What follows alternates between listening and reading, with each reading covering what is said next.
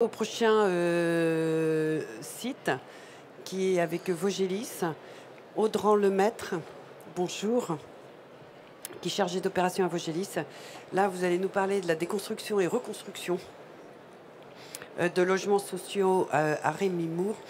Et je pense que ce qui est intéressant, c'est que là, c'est tout le processus sur le cycle de vie justement du bâtiment, mais il y a un point qui nous a interpellés, c'est le réusinage du bois d'œuvre sur site. Et je pense que là, il y a un enjeu de comment on réemploie et on recycle le matériau. Soit on le garde pour le même usage, soit on va le faire pour d'autres usages, qui est le lieu sur site, mais qui peut être aussi un enjeu industriel et de pouvoir travailler sur ces liens-là. À vous la parole. Alors bonjour à tous. Alors moi j'aime bien toujours remettre en contexte le sujet et de pourquoi je suis devant vous aujourd'hui.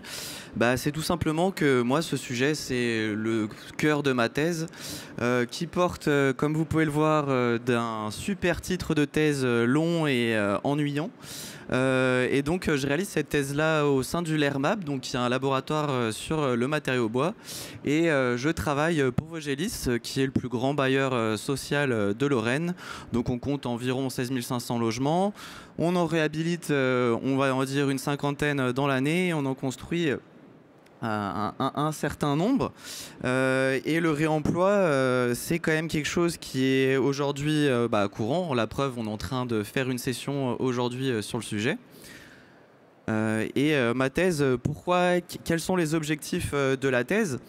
Ils sont plusieurs. En fait, on doit répondre à un certain nombre d'objectifs qui sont des questions qui sont encore en train d'être posées et dont on n'a pas les réponses, que ce soit à la fois sur le côté environnemental, que ce soit à la fois sur l'aspect caractérisation, processus de réusinage, mais aussi sur la filière, de où est-ce qu'on est la filière actuellement. Et ces questions-là, à travers la thèse, elles doivent répondre à des objectifs.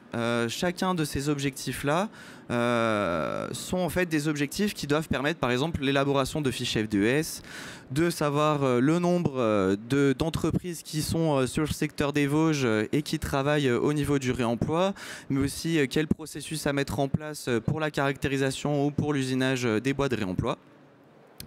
Et donc à travers cette thèse-là, on essaye de répondre à ces différents objectifs. Bien sûr, je ne suis pas tout seul sur le sujet. Rendons honneur aux autres personnes qui sont propres à ce sujet-là. Donc ma collègue Véronique Thierry, qui est également chez Vogélis, et mes deux encadrants de thèse du LERMAB, donc le professeur Pierre-Jean Méozoun, qui lui a une expertise sur le réusinage des bois de réemploi, et ma co-directrice de thèse Caroline Simon, qui elle a une expertise sur l'aspect environnemental du bois et de l'analyse de cycle de vie.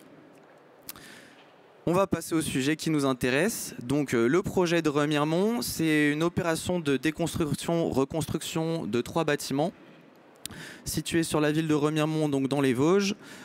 On est en présence de bâtiments de la première moitié du XXe siècle, antérieurs à 1930. Et ce qui nous intéresse précisément sur ce chantier-là, c'est le réemploi des solives des planchers existants qui sont en sapin. Et la question qu'on se pose, c'est quel processus de réemploi, quel processus à mettre en place pour le réemploi de ces solives-là qui vont être utilisés pour un usage structurel dans les nouveaux bâtiments. Donc on va passer à ce processus-là. Et tout simplement, déjà, la première étape, c'est qu'il y avait eu un diagnostic ressources qui avait été réalisé sur l'opération. Sauf qu'on s'est rendu vite compte que le diagnostic ressources ne faisait aucune mention de tous les éléments structurels présents dans les bâtiments et sur site. Donc la première étape, moi je suis arrivé avec mes petites mains et j'ai commencé à démonter les complexes, que ce soit de murs ou de plancher, pour voir un peu ce qui se cachait sous ça. Là déjà on s'est rendu compte qu'on avait un plancher bois, donc ça a permis d'identifier le complexe, la typologie de matériaux qu'on rencontre. Ça nous a permis d'estimer le nombre de matériaux qu'on avait présents sur la parcelle. Et on a pu les intégrer dans un nouveau diagnostic ressources que j'ai réalisé cette fois en intégrant l'entièreté des matériaux. On vient donner les différents éléments essentiels des solives. Donc en donnant par exemple la composition, est-ce qu'il y a une toxicité derrière, est-ce qu'il y a un traitement. On vient donc identifier ces éléments-là et en fait le diagnostic ressources va permettre à la maîtrise d'ouvrage, donc Vogélis que je représente, et à la maîtrise d'œuvre de décider de partir sur le réemploi de ces solives-là en éléments structurels. Une fois qu'on avait décidé ça, on s'est demandé et on s'est posé la question que est-ce que déjà c'est possible de les déposer proprement. Donc on a fait faire des tests de dépose par une entreprise d'insertion qui se spécialise justement dans la déconstruction sur le secteur vosgien, Revalprest. On s'est rendu compte que effectivement la dépose des solives pouvait bien être menée. Et donc on est passé en phase chantier et on a un petit peu adapté le processus qu'on avait imaginé. Donc en première photo, en haut à gauche, vous avez on va dire la phase de précurage. On a enlevé les linos, les cloisons intérieures. On vient retirer ensuite le parquet. Donc on se retrouve avec juste le latibois et le plâtre sur le dessous, qu'on vient retirer à son tour, avant de venir prélever la solive qu'on vient sectionner au niveau de ses extrémités le plus près du mur à l'aide d'une scie sabre, tout en sécurité bien sûr pour les intervenants sur chantier de l'entreprise de déconstruction. Ensuite, on vient retirer l'ensemble des éléments métalliques, ça va faire l'objet d'un petit point par la suite, et on vient stocker l'ensemble des solives dans une zone d'espace tampon qui se trouve sur le site et qui avait été intégrée dans les marchés de travaux. 3 points essentiels pour le réemploi et pour le processus. Déjà, de 1, c'est la traçabilité. Donc pour ça, on a fait faire des codes uniques pour chaque solive. Donc il faut imaginer qu'on a un peu plus de 540 codes uniques qui correspondent aux 540 solives qui ont été testées sur site. Le retrait des éléments métalliques est essentiel à la fois pour la manutention, pour le stockage, mais aussi pour le réusinage.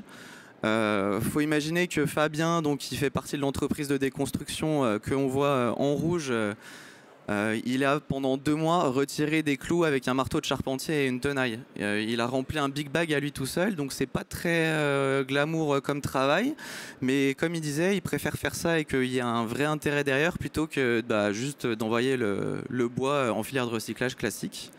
Et bien sûr, c'est le stockage du bois, ça tout le monde le sait, il faut stocker le bois dans de bonnes conditions, donc hors d'eau et non en contact avec le sol. Et là, ça c'est ma partie. Une grosse partie de ma thèse, ça porte sur la caractérisation des bois. Et donc, moi, je me suis attelé sur les bois qu'on a déposés durant les tests de dépose à faire des tests, à déterminer quelle technologie marchait le mieux. J'ai testé différentes technologies, une technologie vibratoire, une technologie ultrasonore. Et pour les comparer, il faut qu'on fasse quelque chose qu'on n'aime pas faire dans le réemploi, c'est détruire le matériau. Donc on fait des tests destructifs sur une dalle d'essai. Qu'est-ce qu'on obtient ? Tout simplement, on se rend compte que ce qui marche le mieux, c'est la méthode vibratoire. Et cette méthode vibratoire, elle est plus sécuritaire. Donc on en conclut qu'on va utiliser cette technologie-là. Ensuite, on se pose la question, c'est bien de faire ça en laboratoire, mais il faut le faire sur le chantier. Donc on a testé un banc portatif avec les 2 méthodes et on remarque qu'en fait les coefficients de corrélation nous donnent les mêmes choses. Donc ça veut dire qu'on a l'autorisation d'utiliser le banc portatif directement sur le chantier. Et ensuite, là, il faut parler caractérisation. Alors ça va parler pas trop aux architectes peut-être. Là, on est plus sur l'aspect ingénieur. Alors là, ce que vous avez en face de vous, c'est un tableau de la norme NF EN 338 qui parle de la classe mécanique des bois. Donc un bois, quand il vient sur chantier, il a une classe mécanique qui lui est propre. Sauf que pour obtenir une classe mécanique d'un bois, il faut qu'on s'intéresse à 3 paramètres. La contrainte de flexion, le module élasticité axiale et la masse volumique. Sauf que nous, dans le souci du réemploi, c'est qu'en fait, on peut en regarder que 2. C'est le module élasticité et la masse volumique. Parce que pour avoir le dernier, il faut faire des tests destructifs, chose qu'on ne veut pas faire. C'est pour ça que les 2 technologies qu'on teste, ils nous permettent de regarder le module élasticité axial, qui est l'un des paramètres qu'on recherche. Et donc quand on s'intéresse à une classe, par exemple la classe C18, qui est la classe qui avait été étudiée pour les bois sur notre chantier, on doit vérifier que le lot correspond à ces 3 paramètres. Alors comment on fait ? On ne part pas de nulle part, en fait, on fait une adaptation de la norme qui existe pour les bois neufs, donc qui est de nouveau une norme, la NF EN 14081, en utilisant ce qu'on appelle la méthode de la propriété indicatrice. En fait, la propriété indicatrice, c'est juste le module Young qu'on obtient par notre méthode vibratoire. Et on vient faire le classement de notre lot de bois en fonction de ce module Young-là. Donc concrètement, là c'est beaucoup de blabla pour pas dire grand chose, mais en fait à la fin ce qu'il faut retenir c'est qu'on obtient une valeur limite à obtenir avec le module Jung, et cette valeur limite là permet de nous donner en fait la valeur à respecter pour qu'un bois qui est encore présent sur site puisse être de la classe C18. Donc graphiquement ça représente ça, on a un lot de bois qui est en fait est constitué d'un certain nombre d'échantillons. Le dernier échantillon, on a notre valeur limite de 7914. Donc ce paramètre-là de la résistance à la flexion est vérifié, la masse volumique est vérifiée, le module Jung est vérifié. Et quand on rentre un nouvel échantillon, on se rend compte que là, la résistance à la flexion n'est plus vérifiée. Donc notre valeur limite est bien celle de 7914 et pas celle de 7840. Et donc quand on sait ça, qu'est-ce qu'on fait? On va sur site et on teste chacun des bois. Et ça, ça a été un peu ma mission pendant un mois. J'ai testé chacun des bois par la méthode vibratoire. Et donc, j'ai testé, on va dire, un peu plus de 550 bois que j'ai traités à la main. Et les bois qui ne vérifient pas les essais ont été stockés sous la zone d'espace tampon et ont été envoyés à destination d'associations qui offrent quand même pour le réemploi. Donc, une matériothèque qui est sur Épinal et une entreprise... Enfin, une association qui est sur la ville de Neufchâteau et qui fait des tiny house à partir de matériaux de réemploi. Et les bois qui respectaient les conditions ont en fait été intégrés dans une remorque qui était mise à disposition sur site par le charpentier et ont été directement envoyés chez le charpentier à même pas 3 km du site de l'opération. Et ensuite, on passe à l'étape de réusinage. Donc le réusinage, il consiste on va dire, en 2 grandes étapes. Une première étape qui en fait est le pré-débit, où on vient se retirer les éléments qu'on ne désirerait pas sur les bois. Et une deuxième étape où on vient faire la coupe de longueur propre. On vient dresser une face qui va nous servir de surface, de face de référence, et on vient réusiner en fait chaque extrémité des solives. Là, vous avez la présentation de ce qui est fait actuellement au sein de l'entreprise du charpentier. Donc, sur la première photo, vous avez le réusinage d'une des extrémités. Sur la deuxième photo, vous pouvez voir que sur la face de droite, ce qui est bien plane, c'est la face qui a été totalement réusinée et qui nous permet justement de faire la référence pour les usinages de l'extrémité. Et sur la dernière photo, vous pouvez voir que c'est la solive qui est mise en place dans le sabot et qui sera mise en place telle qu'elle dans le bâtiment. Donc on remarque une chose, c'est qu'on ne s'intéresse même pas en fait à refaire 3 faces propres, enfin même 4 faces propres, on n'en fait qu'une seule. Et ces solives-là seront malheureusement invisibles parce qu'en fait on les met en place dans un plancher bois-béton et donc personne ne verra que ce soit du réemploi si on ne le sait pas. Et en conclusion, donc, on a vu tout le processus mis en place avec les différentes étapes. Mais moi, ce sur quoi je veux m'attarder, c'est surtout sur les perspectives que ça ouvre. C'est que le diagnostic ressources, à mon sens, il faut que ce soit quelque chose qui devienne réglementaire parce qu'il permet d'aller plus loin qu'un diagnostic PEMD qui est actuellement réglementaire. La dépose sélective des solives, il faut qu'elle soit prise en compte par les déconstructeurs et que ce soit qu'ils prennent à bras le corps en fait cette perspective-là et que ce soit également enseigné dans les CFA et au niveau architecte, au niveau ingénieur, ces nouvelles façons de construire et de déconstruire. La caractérisation mécanique, il faut qu'il y ait des normes derrière. Là, actuellement, au niveau européen, il y a quand même, ça bouge assez régulièrement. Hier, il y avait un atelier qui se déroulait au Danemark et qui traitait justement sur la mise en place d'une norme autour de ça. Et le réusinage des bois doit également être intégré par les entreprises de la construction, et notamment les charpentiers. Et ça nous ouvre également 2 perspectives, et non des moindres quand même. Celle qui porte sur l'analyse de cycle de vie. C'est qu'en fait, actuellement, au niveau de la RE 2020, les bois et de manière générale, les éléments de réemploi ont un coût carbone qui est considéré comme nul. Mais dans la réalité, on comprend bien que si on prend une solive à Lille qu'on va ensuite poser sur un chantier à Marseille, le coût carbone, il n'est pas nul. Alors que du coup, c'est là tout l'intérêt en fait de savoir quel processus il y a derrière. Ça nous permet de calculer le vrai coût carbone du matériau et donc d'intégrer ce coût carbone là dans la future réglementation environnementale, peut-être la 2030 ou 2035, que sais-je. Et c'est aussi l'impact économique. Si on connaît mieux le processus qui est derrière le réemploi des solives, ça nous permet de mieux anticiper les coûts qui y sont liés et de mieux intégrer ces coûts-là au niveau directement des appels à projets et de la part des maîtrises d'ouvrage et aussi de la part des maîtrises d'œuvre, de comprendre quels sont les coûts qui vont leur être indus et donc de mieux anticiper le réemploi sur l'ensemble du projet. Merci. Merci beaucoup.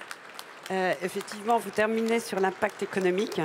C'est vrai que là, c'est une très bonne question, mais c'est aussi, il faudrait mettre en parallèle, et c'est un petit peu les indicateurs extra-financiers qui arrivent sur le marché, parce que quelque part, le coût économique est beaucoup plus élevé. Mais quel est le coût de l'impact environnemental si on ne le fait pas? Et je pense que maintenant, c'est ces doubles variables, on appelle ça la double matérialité. Et je pense que c'est un vrai sujet, justement, dans l'analyse du cycle de vie du bâtiment. Est-ce que quelqu'un a une question pour qu'on puisse passer à l'étape suivante, au projet suivant?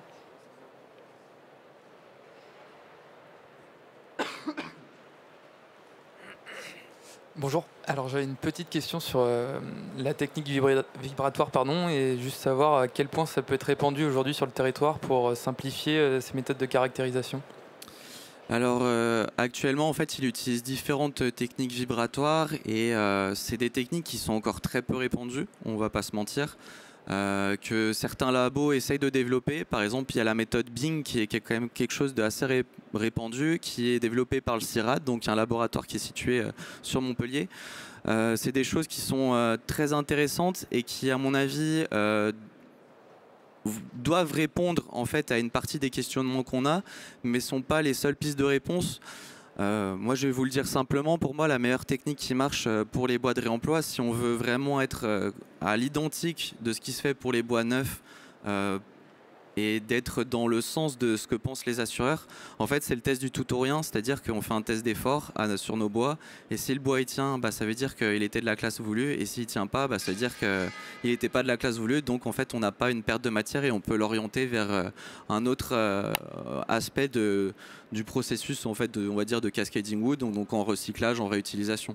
Et le test de tout ou rien en fait est le meilleur test qu'on puisse réaliser, sauf que le souci c'est que ça coûte énormément cher si on l'emmène sur dalle d'essai et donc c'est là où il y a d'autres questionnements qui seraient de développer des nouveaux outils de tests sur site, etc. Bien, merci encore une fois Audran Lemaître, on peut l'applaudir.